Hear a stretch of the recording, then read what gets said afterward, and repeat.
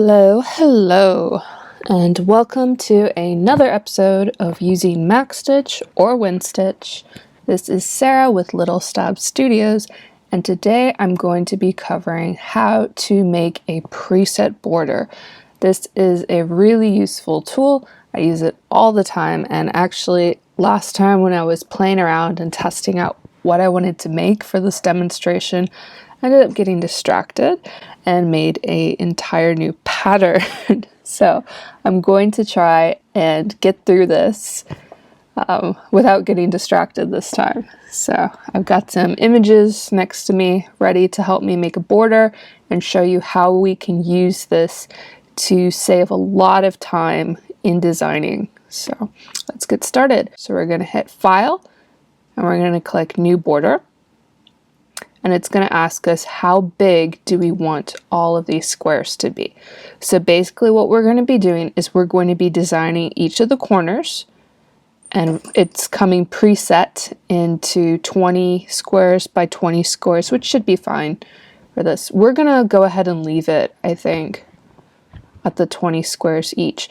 These sections, the yellow flowers in this example, these are going to be repeated for however long they will fit in to your design area. So this is really cool. This is very customizable, and we will design this and then we will open a new file with that. So I just clicked on making it. Now I'm going to zoom out so we can see it a bit better. Okay, so this is how it comes if you select 20 squares for each of those pieces. This was already in 14 count, but it is, of course, paying more attention to the 20 squares. So you can absolutely create your border in 14 count and then change it into 16 count or 18 count or whatever you would like to do. And we want to be very careful about these blue lines. The thick ones are the vertical lines, and then these blue lines here are horizontal. And basically everything in this section is going to be the corner. This is going to be the top border area, and then the next corner, and so on. You don't want to put anything in the middle square, so I would leave that one blank. And I found a couple of cute little butterfly images floating around, and I thought we could turn that into a border real quick. So I will probably end up speeding this part up a bit, so you don't have to see me filling everything in step by step.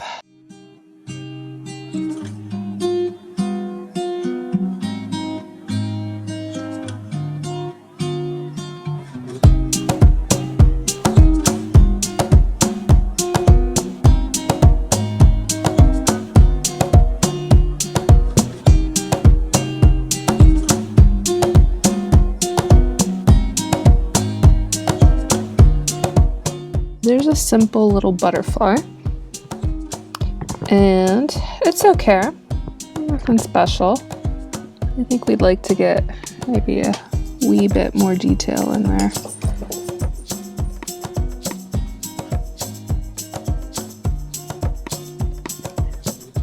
Just a little boring. That's a bit better. Okay. And then we need to decide on what we're going to put here as well. But first, let me go ahead and select it, and hopefully options, and we want to flip this area left, right. Awesome sauce. And then I want to just make sure that I've got it as mirrored as possible. So if I click here, you can see I have two squares to the edge of both that thick blue line. There's two squares here, there's two squares there, and then again 2 squares here, 2 squares there. So I know that the spacing is going to be the same, which is pretty important. And then again, I will just hit copy, edit, paste this down here. Again, I just want to focus on getting the spacing equal. And finally, copy and paste this one, the bottom left. And then if you pay attention to those green lines, these move around with you. They're very useful when you're trying to make sure you got everything even. So it shows the center of the piece you're currently copying, and then it matches those up with other things that you might be looking at. So now we have all of our corners made already. So this is really fun. And now I thought we could just do, yeah, I guess we can, I'll go with this color for now. I'll probably switch these up a little bit. And I thought it would be fun to just do a quick little trail, I don't know, butterfly dust, they do. And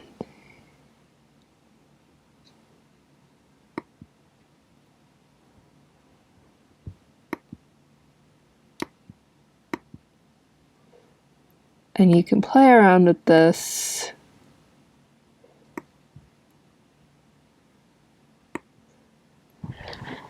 I don't like that, so I think I'm gonna make sure it's equal instead. I think that'll make me happier. I know how I get about symmetry.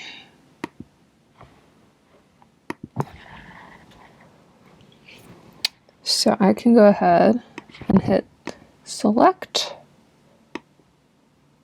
and get that options, and I'm going to rotate this area 90 degrees, and it is ready to go here. And I want to look, and I see that it is 1, 2, 3, 4, 5 squares above. That'll be right here. Click that. And then I'm going to select this one. And again, just rotate this area 90 degrees. Nice and easy. 1, 2, 3, 4, 5. Yep. And last time, select and rotate.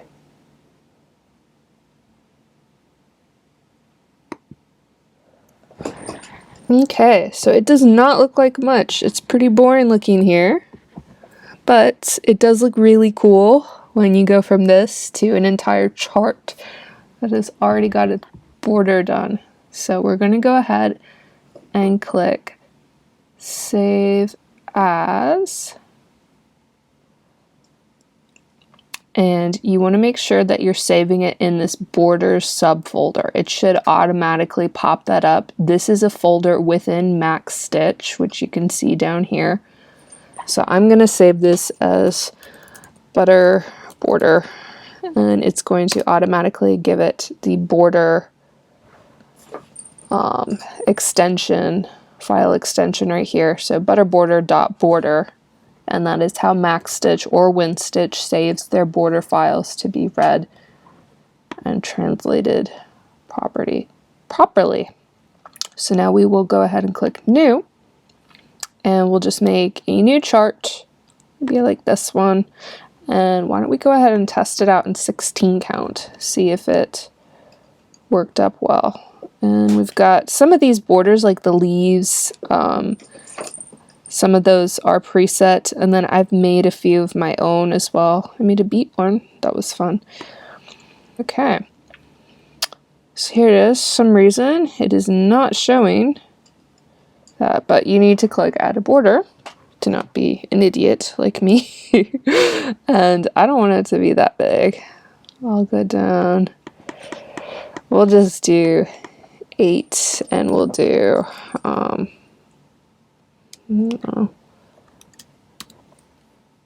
I got close. I'll do 8 by 10 because I want to show you don't have to have it as a square in order to get it. Hopefully that loaded up. Hey, okay.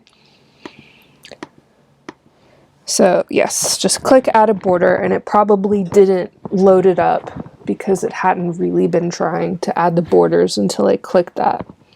And then you can see how this works is that it has those corners saved as the corners only, and it's going to give them the spacing that you assigned to it when you created the border. So you don't need to worry about getting everything super close to the edge unless that's how you want it to be in the actual chart. And then again, you can see with those middle sections that were on the edges, it's repeating those all the way until it hits the other corner. And this is the same down at the bottom. So it's just like before. And why don't we go ahead and hit view, framed view, so that you guys can see this in its entirety. So this is how that would look. And I could do this, with multiple pieces. This is really useful if you have some great border ideas. Maybe you found some nice borders from an old cross-stitching book and you'd like to save them for future use, something like that. And then you can have those preset and ready to go, and then you can create a bunch of charts using your borders, or else you can just have them available like this and then make changes to them as you'd like. So you could always have this border and then change up the colors with it. You can easily have this for multiple sizes compared to copying and pasting, and it will always get everything nice and even. So I really recommend this tool. Take a look at it, see if you can have some fun, either playing with the borders that are included with the program, or else working on some of your own. It's really not that hard to do. Again, you can adjust those sizes. We didn't have to do 20 by 20 stitches. You can always make the corners significantly larger if you'd like to have a large motif in your corner, and then make the rest of the border smaller. But I hope this helps with using the borders. Please give that a try and check out some of my other videos. If you have any questions, please let me know down in the comments, and subscribe if you would like to know when I've got a new video up on using Mac or WinStitch. And until then, have a wonderful day.